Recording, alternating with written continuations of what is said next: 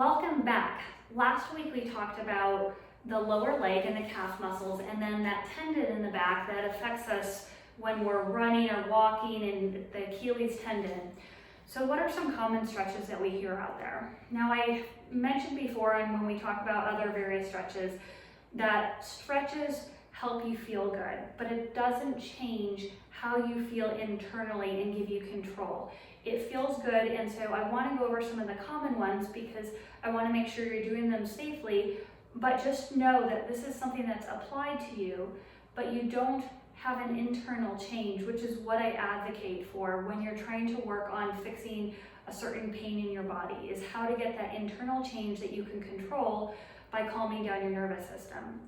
That aside, I want to make sure that if you are doing something and applying something to your body, like a stretch, which a lot of us love to do because it feels good and it just gives us something to do to calm ourselves down, I want to make sure you're going through them correctly.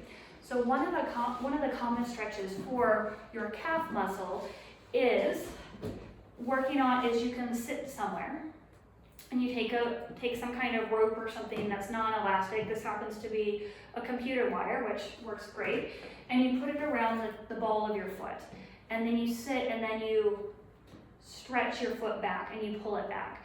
And you can do it with this knee straight, but you can also do it with your knee bent. And why you do it in both of those positions is because it gives you a chance to address two of the main muscles in your calves, your gastroc and your soleus. So this position with your knee bent stretches your soleus muscle. With your knee straight, it's going to stretch your gastroc muscle. And so as you're doing a stretch, you want to make sure you're not having pain in any joints.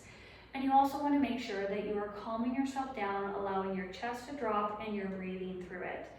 Another common way to stretch these muscles is kind of that runner stretch. So I'm going to adjust this so you can see what's happening at my legs. Okay. And so usually you do this where you're holding on to something.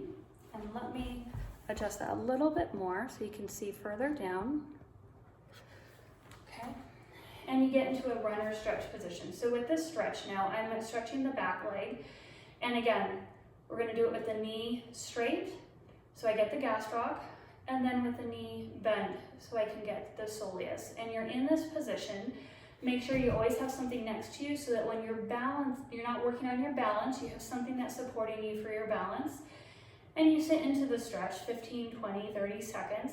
This is after activity. It's just a long static stretch. You don't want to ever do this before an activity because you don't want to lengthen the muscles to the point where you're feeling that they're so loosened and now you're not used to them being at that new length.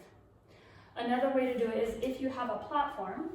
I have a little brick here, but you can use something that's even thicker, and you put your toes on it, so you're lifting up your toes and you sit there. A lot of people do this when they have a step, like on the stairs, and they can just sit there and relax into it. And again, you have it straight, and then you can also do it bent. And so that actually helps you get a stretch in the back of your thighs, back of your calves. Now, as you're doing these, again, like any other stretch position, make sure you have something you're holding on to. You're not holding your breath. Make sure there's no pain in any of the joints, and you just feel a gentle pull in the muscle. The more you can breathe and work on your breathing, I have plenty of videos out there about how to breathe differently, you can calm yourself down. I would love to help you further. If you have something that doesn't seem to be letting go, please reach out to me. Amy@pabrinstitute.com. That's PABRinstitute.com. I also love to hear your stories. If you have stories about calf pain or what you did to fix it, if you have something else, please throw it at me. I'd like to hear it. And if you have questions, I'd love to share. Have a great week. We will see you again next week.